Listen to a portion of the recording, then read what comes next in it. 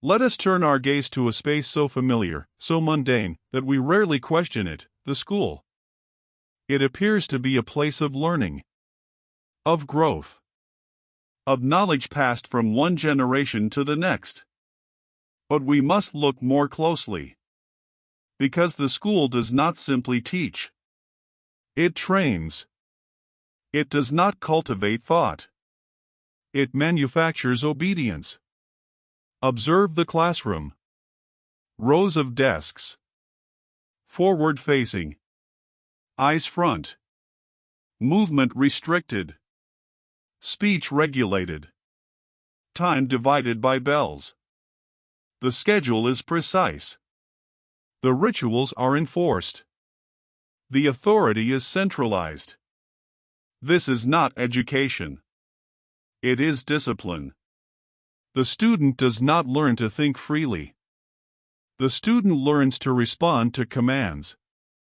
To raise a hand. To ask for permission. To recite, not to question. The classroom is a microcosm of the prison. The factory. The hospital. The army. All spaces of control. All institutions of order. The school, in this sense, is a training ground for citizenship. But not the liberatory kind. Not the engaged, critical citizen. No. It produces the useful citizen. The compliant one. The punctual, productive, measurable individual. The kind who follows rules, meets quotas, and fears failure. The kind who internalizes surveillance so thoroughly that they watch themselves. This is not education. This is preparation for subordination. And it begins early. Children are taught not only to know, but to submit. To be still. To be quiet. To wait. To endure. Even creativity is bounded. Even curiosity is timed. You have 45 minutes to explore the world. Then the bell rings. Let us not mistake this for an accident. It is a design. The school is not neutral. It is political. It does not simply transmit facts. It transmits norms. It does not simply grade performance. It sorts bodies. By age. By aptitude. By behavior. By perceived potential. It prepares some to lead, and others to obey. And what of the content? What is taught? History without revolution. Science without ethics. Literature without dissent.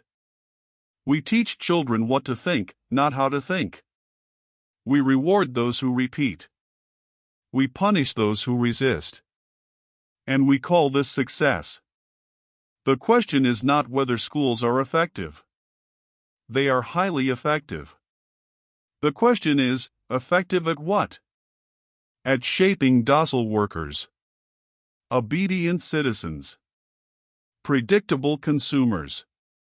At cultivating bodies that do not question the system, but perpetuate it. This is not a failure of education. This is its function. Let me ask you this. What would a school look like that did not train compliance, but cultivated courage? And what kind of world might that school create? Let us be clear, the critique of schooling is not an attack on learning. It is not a condemnation of children, or of teaching, or of education in its highest form. It is a critique of structure, of intention, of design. Because the school, as it stands, is not failing, it is functioning precisely as it was built to, not to liberate, but to standardize. Not to cultivate independence, but to train participation in a system that already exists. But imagine, just imagine, if the school were not a site of sorting, but of sovereignty. If the classroom were not a panopticon, but a garden. If we structured education around human becoming, not mechanical performance. What if schools taught us how to think, not what to think? To build, not to comply. To grow food. To heal wounds. To speak truth. To govern ourselves. To collaborate in ways that make no one disposable. To rest when we are tired. To move when we are ready. What if our learning respected the rhythms of the body? The seasons of the mind? What if schools were places where families learn together, not sites where we are separated by age, ability, background, and bureaucracy? But ask yourself, why do schools not look like this? Because that kind of education would produce freedom. Because that kind of student would not fit easily into an office. Or a factory. Or a hierarchy. Because that kind of mind might not obey, it might imagine. It might rebuild. You see, the problem is not that we are ever truly free from school. The problem is that we never leave.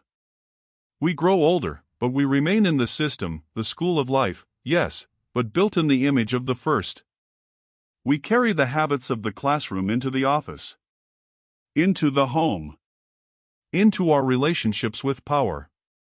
We still seek permission. We still wait for approval.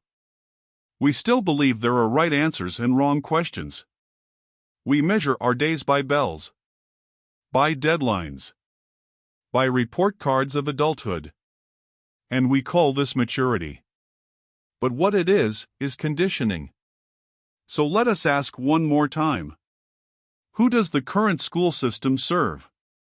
Who benefits from compliant minds, fragmented families, and exhausted bodies? Who fears what we might become if we were ever truly taught how to think, rather than told what to do? Let me leave you with this. If school was never meant to set you free, then what would real education have to look like, to do? Just that.